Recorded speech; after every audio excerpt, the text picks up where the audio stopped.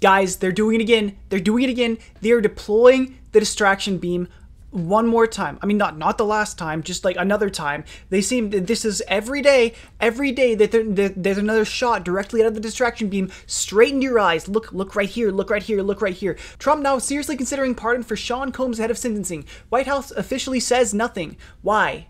Why on earth would you possibly consider a pardon for Diddy? Why? Why? This man already got off so easy on all of the crimes that he committed. Now, yes, the jury decided that he did not do all these things, despite an overwhelming amount of evidence, in my opinion, that this did happen. I don't understand how they could sit on that jury and hear all these witnesses saying, not all the witnesses, no, all these victims saying it happened, and then all these witnesses corroborating the victims' stories, and then somehow come to the conclusion that it didn't happen.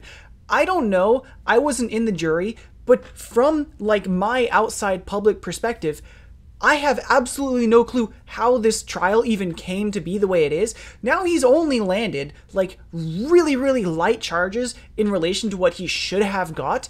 And now, for some godforsaken reason, Trump is seriously considering a pardon for this man? What on earth has he done to deserve this? Genuinely, what on earth has he done? I read into a little bit, and the best I could come up with was Trump saying that he just didn't deserve the charges. Are you kidding me?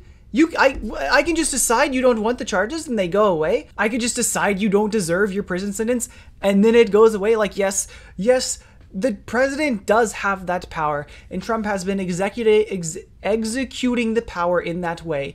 But does this look good? Is this a good use of that power? Because in the context of what this is surrounding, and I'll get into what this is surrounding real quick, it doesn't look good at all.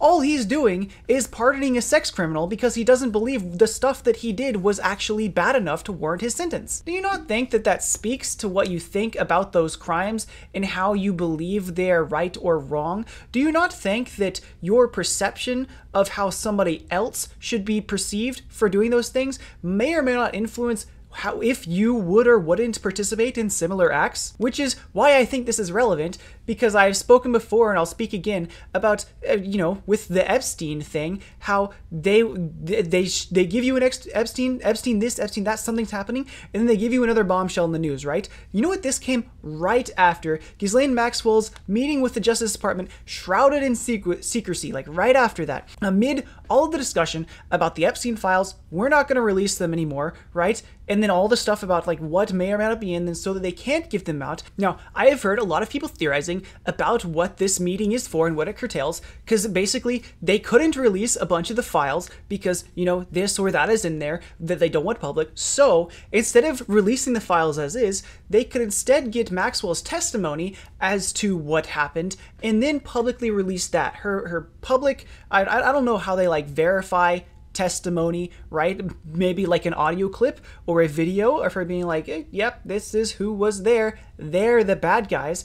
But this hangs over what is hanging over her head right now in this secret meeting where only the stuff that they want public will go public is a possibility of a potential pardon. President Trump asked whether he would consider pardoning her. He said, I'm allowed to do it, but it's something I haven't thought about. Now, let's kind of consider the historical context of when Trump says that, because you can very easily just write the situation off as it's not really something that he's thinking of, so it probably won't happen. Like, it'd be kind of weird if I said, hey, are you gonna like pardon Howard the Duck? If I just came up, like, of course he's not gonna be sitting here thinking like, maybe Howard the Duck deserves a pardon. One, he's not in prison, but two, why the heck would he be thinking about Howard Duck? And that's because this historically, throughout Trump's previous presidency, this hasn't, to my knowledge, yet happened in his current presidency. There were multiple instances of Trump saying, hey, there hasn't been a discussion, or I'm not thinking of pardoning this individual, and then he just later, came out and did it. Trump will not pardon former Arizona Sheriff Joe Arpaio at Phoenix rally, White House says.